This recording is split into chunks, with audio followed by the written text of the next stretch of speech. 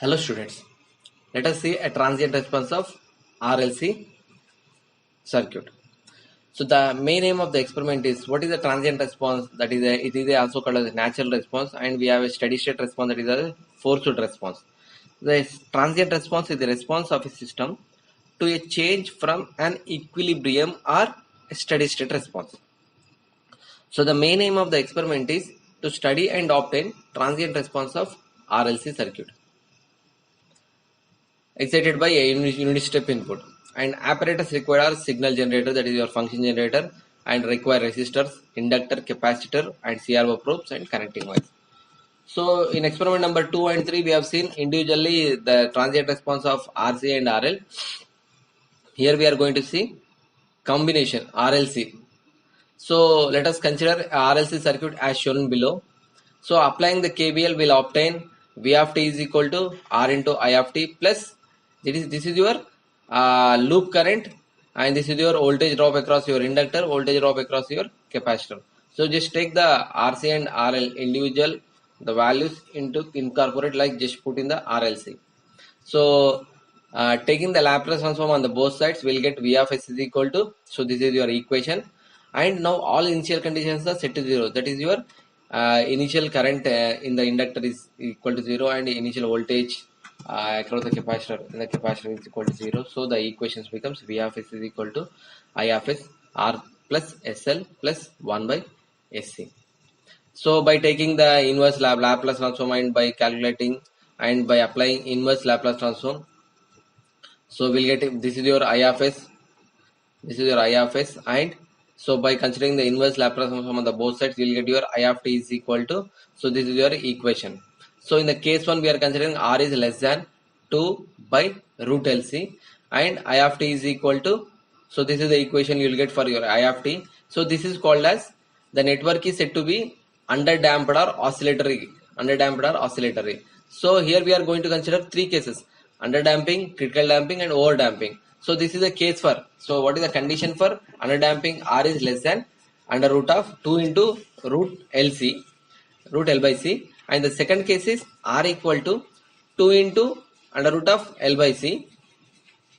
So when R equal to 2 into under root of L by C, the I of t becomes, this is your equation, and the network is said to be critically damped, and R equal to greater than 2 into root L by C, this is your equation for I of t. The network is said to be under overdamped condition. So how the waveform becomes? The curve, that is of current response, this is your current versus time. The current response of the above 3 cases is shown in a figure. So this is called as overdamping, critical damping, and underdamping. So we'll see in practically. So the connect the circuit as shown in figure and set the voltages accordingly. Vary the frequency of the signal in steps, and note down the magnitude of the response in CRO, and from the observation table just between the time and magnitude of the response in CRO, and draw the graph between time and magnitude of the response in semi-log shift. So let us see practically, let us do this transient response in the lab experiment. Let us continue with the lab experiment.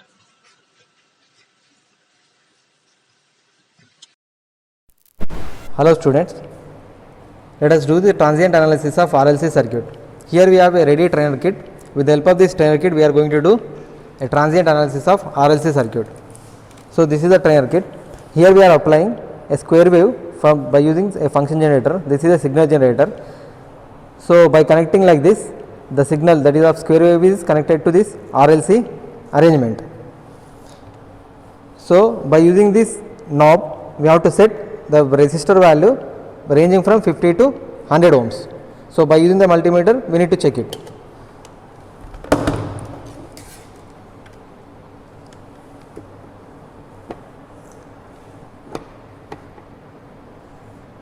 So by using the multimeter we have to set the value between 50 to 100 ohms. That resistor is connected to RL1, or by connecting here, that respective resistance is connected to this RL arrangement. You can connect here, or you can connect to 6th, 7th or 8th point. Here I have connected it to 4. The input is connected to the channel 1 of your digital oscilloscope, and output is connected to channel 2 of digital oscilloscope. So in the underdamped condition, we have to set the digital oscilloscope at 50 microsecond. We set it 50 microseconds. Just observe the waveform. Now the waveform is in underdamped condition, and measure the frequency value. Here you are having a frequency value.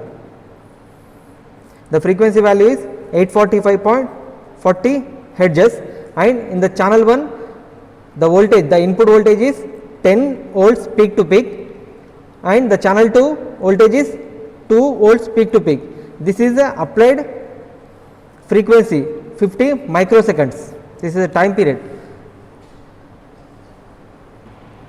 Now change the DSO, the time base of DSO,